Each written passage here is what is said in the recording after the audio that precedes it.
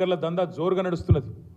ఇన్వర్టర్లు జనరేటర్లతో పాటు ట్యాంకర్ల దందా బ్రహ్మాండంగా నడుస్తూ ఉన్నది. దారుణం ఏంటంటే ప్రజలు 3-4 రెట్లు ఎక్కువ రేటు పెట్టి గతానికంటే ఇప్పటికీ 3-4 రెట్లు ఎక్కువ పైసలు పెట్టి ఇవాళ ట్యాంకర్లు బుక్ చేసుకొని కొనుక్కోవాల్సిన దుస్థితి వచ్చిన మాట వాస్తవం. హైదరాబాద్లో ఎవరిని అడిగినా, మీరు కూడా హైదరాబాద్లో ఉంటారు, అందరూ ఎవరిని అడిగినా చెప్తారు ఈ మాట. ఆనాడు మేము ప్రభుత్వంలో ఉన్నప్పుడు మంచినీళ్లను మానవ హక్కుగా గుర్తించి 38,000 కోట్ల రూపాయలతో రూరల్ ఏరియాలో మిషన్ భగీరథ చేపట్టినాం. దాదాపుగా మళ్ళీ 1,000 కోట్ల రూపాయలతో హైదరాబాద్ పట్టణానికి కూడా రాబోయే 50 ఏళ్ల పాటు ఇబ్బంది లేకుండా వాటర్ ప్రూఫింగ్, వాటర్ స్కేర్సిటీ లేకుండా చేసే ప్రయత్నం చాలా బ్రహ్మాండంగా చేసినాం.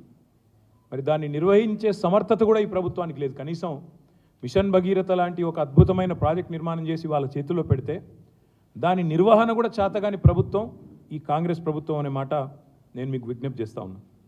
వాళ్ళ అనాలోచిత ప్రణాళిక లేని, అవగాహన లేని విధానాల వల్ల ఇవాళ ఎండాకాలం ఇంకా ఇప్పుడే ప్రారంభమైంది. మార్చ్ ముగిసింది, ఇప్పుడు ఏప్రిల్లో అడుగుపెట్టినాం. ఇంకా మే, జూన్ ఇంకా తీవ్రం ఉంటుంది. ఇప్పటికే ఎండాకాలం ఆరంభంలోనే తాగునీటి కోసం తన్లాట అనేది తారాస్థాయికి చేరుకున్నది. మేమేమో 24 గంటలు ప్రభుత్వంలో ఉన్నప్పుడు ప్రజలకు 24/7 కరెంట్ ఎట్లు ఇవ్వాలి, తాగునీరు ఎట్లు ఇవ్వాలి, రైతులకు సాగునీరు ఎట్లు ఇవ్వాలని మేము ఆలోచన చేసినాం. కానీ వీళ్ళ ఆలోచన ఎట్లుందంటే వచ్చిందే అబద్ధాల పునాదుల మీద వచ్చినారు. 100 రోజుల్లో ఇది చేస్తాం, అది చేస్తాం అని చెప్పి అబద్ధాల పునాదుల మీద గద్దెకెక్కి వీళ్ళు 24 గంటలు ఒకటే పని చేస్తున్నారు.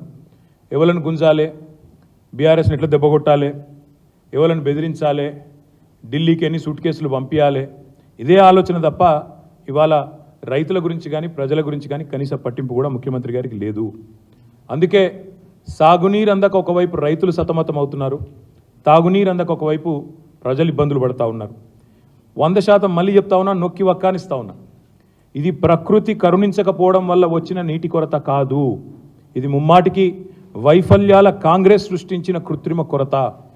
పోయిన వర్షాకాలంలో సాధారణ వర్షపాతం కంటే 14% అధికంగా వర్షాలు కురిసినాయి. ఇది నా లెక్క కాదు, ఐఎండి లెక్క.